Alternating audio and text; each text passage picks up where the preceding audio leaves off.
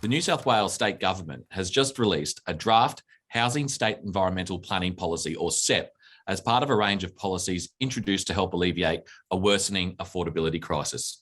So what exactly is this draft policy and how will it affect the property industry? Joining us to explain is Acting New South Wales Executive Director of the Property Council, Lauren Conceicao. Thanks for joining us on The Urban Developer. Thanks, Adam. Thanks for inviting me along today. Now, just take us through this latest policy announcement. What is it and how does it affect the property industry?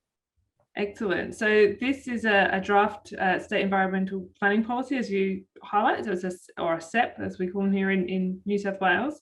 And it's a combination of a whole range of housing SEPs that are in existence, bringing them into an overarching policy that gives clarity to industry about the future of a range of different housing matters. So it touches on boarding houses, seniors housing, co-living, group homes, and student housing, and is really detailing and outlining what each of these elements look like for industry, and where they're proposed to be allowed to be developed, streamlined planning approvals for certain elements, and I guess the long-awaited part of it is in particular in relation to the seniors housing.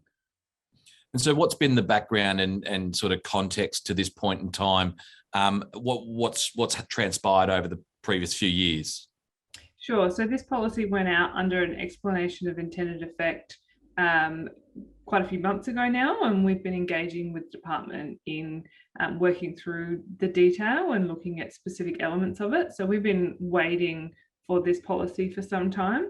The Property Council is really focused on housing affordability and ensuring the New South Wales planning system reform continues to happen to enable housing development and diversity and affordability of housing options across the state. So this is a really important step in taking that forward, and done right can really assist in relieving some of those challenges. Now, you spoke to a word that everyone's been talking about, which is co-living, as one of the component parts of this policy.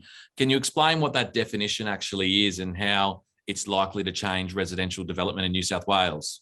Yeah, absolutely. So co-living is individual living quarters shared in a style that then might have some shared living facilities in it, whether it's a shared kitchen or a shared lounge room, but personal living. So it's similar but different to the age-old boarding houses, and can be accessed by people of a whole range of different lifestyle circumstances and ages.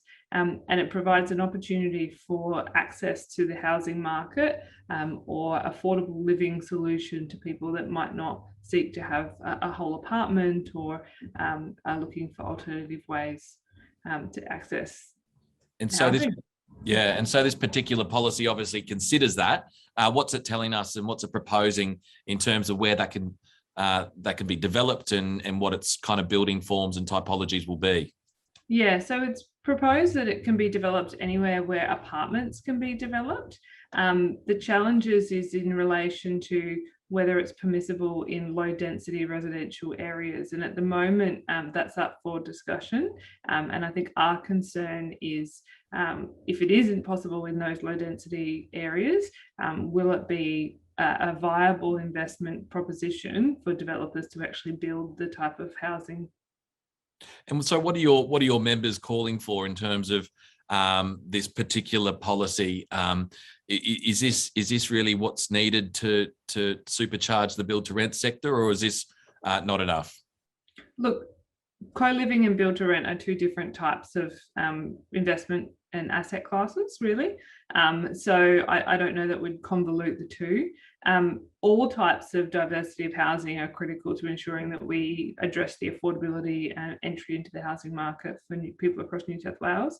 5 years ago, there was 100,000 dwelling undersupply in the housing market here in New South Wales. Now that undersupply has dropped to about 50% of that, but that's purely based on not having the net overseas migration over the last 18 months due to the pandemic. So as soon as we see international borders open, we'll see a demand for apartments and probably these alternative style living. So everything from co-living to build to rent will become great options for students, for international arrivals, for even domestic migration, people coming to New South Wales and setting themselves up with the differentials in property prices here. So they're all really important to helping address the housing crisis, but they don't replace the need for traditional dwellings or apartments as well. So we need a multitude of investments in the right policy and planning settings to allow developers and builders to viably build these properties and be able to pass them on. So challenges in planning, challenges in time delays, and challenges in land release in order to be able to propose these, or rezonings in more infill areas, really mean that there's a significant cost added to these things. And these things are created to provide certainty and cost availability and diversity of choice to individuals. So it needs to be both the policy settings that we're talking about under this SEP, but also the ongoing goodwill of local government and state government to ensure that housing options continue to remain available to the people of New South Wales. And just on the question of co-living, I mean, what kind of appetite is there amongst your members to develop that particular type of project? Look, it's a very new concept across the state, so we'd still be early days in having conversations with members about an appetite. But really, when it comes down to appetites for any type of asset classes, it's ensuring that there's a suitable demand for it and ensuring that there are the planning and cost settings available in conjunction with local and state governments to make it a viable investment. So if we can make it a viable investment, if we can offer a diversity of housing choice, then we will have members that will be willing to build it. Absolutely. Our members are really open to the idea of different levels of density and availability depending on the locality, and ensuring that the right type of housing is provided when it's in the right type of setting. We're not going to build, co-living, high density living out in greenfields areas. We would of course seek to put them in the right settings. But that needs to be a viable option for an individual. We need to provide quality co-living arrangements that are livable homes for people. We want to create homes for an individual and something that meets their needs and their choice. We wouldn't be creating homes because that's our last ditch effort to house people. It needs to be for personal choice, and it needs to create options for individuals. So as long as the viability settings, both from from the zoning, planning, fees, infrastructure contributions, everything that comes with the development of a property, as long as those settings can be right, then this will be a viable option, and I think is a great unique option that we will be able to get in play over the coming years as we see those overseas markets, students, and domestic migration uptick. Come back. Yeah. So just given it's a draft policy, what's the next step, and what's timing in terms of implementation? Yeah, look, it's the policy itself is out for consultation on exhibition at the moment. So we'll be working quite closely with all of our members to put together a comprehensive submission.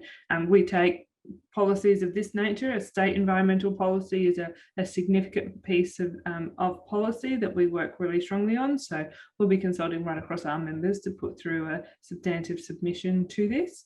And then from there, we'll work with the department on what that looks like in terms of implementation. So there will be a process that goes through, and if there are significant challenges in this, and there are a couple that we'll be working through, there will be obviously the consultation period that follows that, and then it will be up to government to formally implement it. The beauty of a state environmental policy is it's at the minister's discretion, so it can be implemented in a timely fashion, but we would want to make sure that the policy settings are right before implementation.